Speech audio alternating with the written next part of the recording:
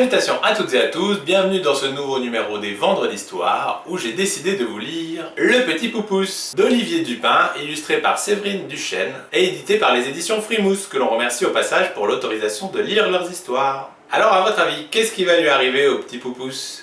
Il n'y a qu'un seul moyen de le savoir, c'est d'écouter l'histoire. Il était une fois un petit garçon. Un garçon comme les autres, mais en modèle réduit. Il serait exagéré de dire qu'il n'était pas plus gros qu'un pouce. Malgré tout, on l'appelait Poupousse. Il vivait avec ses 6 frères, 0 sœur, quelques cafards et ses parents au milieu d'une épaisse forêt. Il n'était pas malheureux, mais il avait faim, très faim. Sa famille était si pauvre que chaque enfant mangeait un jour de la semaine différent. Pour le petit Poupousse, c'était le mardi, ce qui tombait plutôt bien car c'était le jour des frites. Un soir, tandis qu'il comptait ses doigts, c'était son jeu préféré, le pauvre petit n'ayant pas un seul jouet. Il entendit ses parents discuter. « Nous n'avons plus assez à manger pour nos enfants, » disait sa mère. « Va donc les abandonner dans la forêt, et profites-en pour passer m'acheter cette nouvelle paire de boucles d'oreilles que j'ai vue chez le bijoutier. Ce n'est pas tout à fait la route, mais bon... » Le petit Poupousse sortit de sous son oreiller sa collection de petits cailloux blancs. C'était son deuxième jouet préféré, loin devant les bouts de bois et les cafards, pourtant très nombreux dans leur pauvre maison. Il les glissa dans sa poche. Enfant numéro 1, enfant numéro 2. Le pauvre homme s'exécuta et emmena ses enfants loin, très loin, dans la sombre forêt. Il fit ensuite des heures de marche pour aller acheter les boucles d'oreilles chez le bijoutier, situé exactement à l'opposé de là où il avait déposé les enfants. Le petit Poupousse, durant tout le trajet, sema des petits cailloux pour retrouver le chemin de la maison. Il n'avait pas forcément très envie de rentrer chez lui, mais nous étions lundi et le lendemain était le jour où il allait manger. Il voulait profiter des frites une dernière fois. Sombre forêt. Bijouterie 6 km. Tandis que les garçons pleuraient d'avoir été ainsi abandonnés, Poupousse les rassura puis les ramena grâce aux cailloux blancs. Madame sa mère fut furieuse. D'une part, car son incapable de mari n'avait pas réussi à perdre ses enfants comme tout bon père sait normalement le faire. En plus, il avait pris des boucles en or jaune, alors que sa femme préférait l'or blanc. Son mari était décidément bien décevant.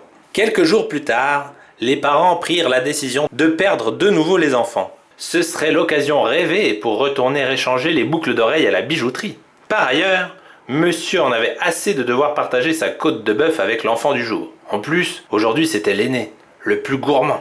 La mère, dans un geste de bonté inhabituel, donna quelques graines aux enfants pour leur goûter. En réalité, c'était un vieux reste de graines que les poules ne voulaient pas manger car elles n'étaient pas bio. Poupousse, tout au long du chemin, sema les graines pour pouvoir, le moment venu, retrouver sa route jusqu'à la maison.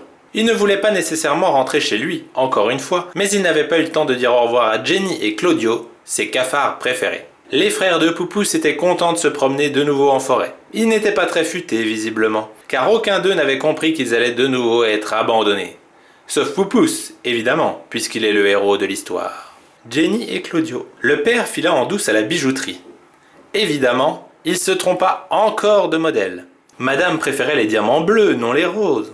Écoutera-t-il un jour sa femme? Les enfants se retrouvèrent donc seuls, et chacun se tourna vers Poupousse, dans l'espoir qu'il les ramène chez eux. Quand Poupousse chercha son chemin, il s'aperçut qu'il ne restait plus une graine. C'est là que son frère l'interpella. « Tiens frérot, t'as fait tomber tes graines pendant tout le chemin, mais ne t'inquiète pas, je les ai ramassées. » Pas très futé, qu'on disait. La nuit qui suivit, Poupousse et ses frères errèrent dans la forêt à la recherche d'un abri.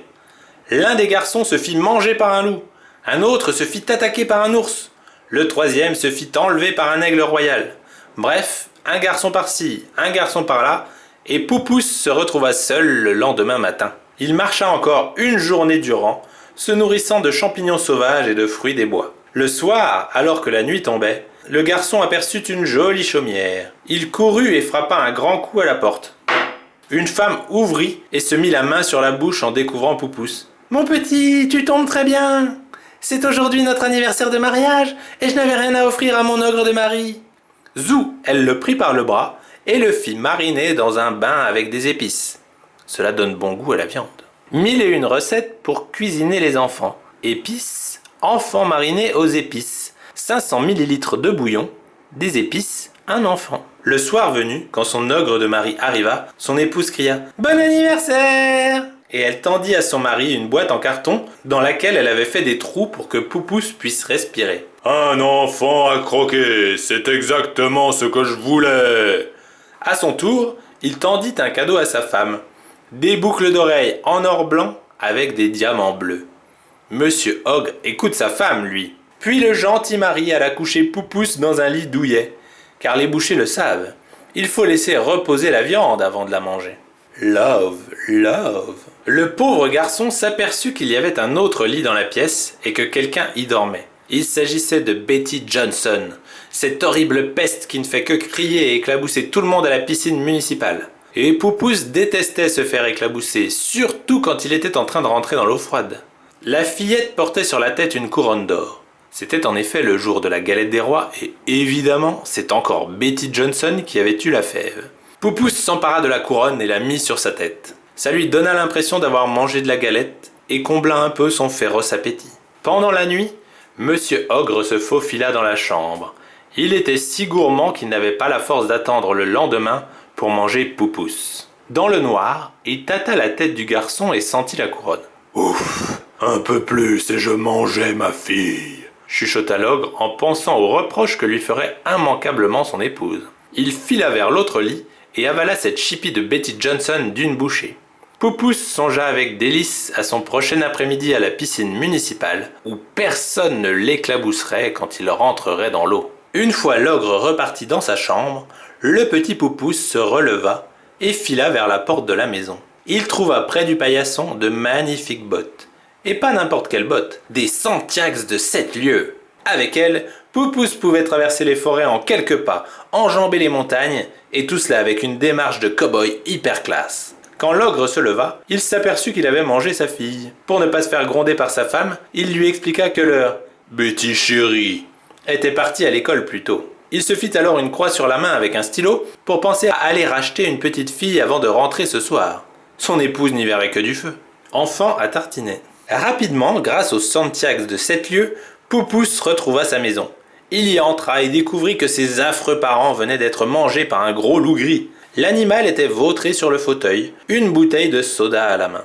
Poupousse décida de l'adopter et l'appela Rookie. Mais l'ogre, grâce à son odorat d'ogre gourmand, suivit Poupousse jusque chez lui. Il défonça la porte d'un coup de pied et trouva l'enfant attablé devant une assiette de ragoût de loup accompagnée de bonnes frites croustillantes.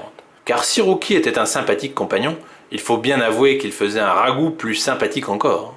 Poupousse crut sa dernière heure arriver, mais à sa grande surprise, l'ogre lui dit « Alors, je voulais savoir si tu voulais bien devenir mon fils. » Poupousse fut surpris de cette étrange demande. Mais c'est vrai que l'ogre avait avalé sa fille et qu'il devait rentrer avec un nouvel enfant s'il ne voulait pas que madame son épouse le gronde. Il était bien passé chez Kids Market, mais force est d'admettre qu'aujourd'hui, les enfants sont hors de prix. Enfants en promo, 1000 €, 1500 €, 900 €. Il fut accueilli par un monsieur et madame Ogre ravis. Eux aussi n'en pouvaient plus de cette capricieuse Betty Johnson qui les éclaboussait à chaque fois qu'ils rentraient dans l'eau froide pendant leurs vacances à la mer. Le mardi devint le jour des frites et du ragoût de loup que Poupousse cuisinait à merveille. Après cela, Monsieur Ogre cessa de manger des enfants. Enfin presque. Il continua de dévorer ceux qui éclaboussent à la piscine, parce que mince alors, c'est franchement agaçant. Fin.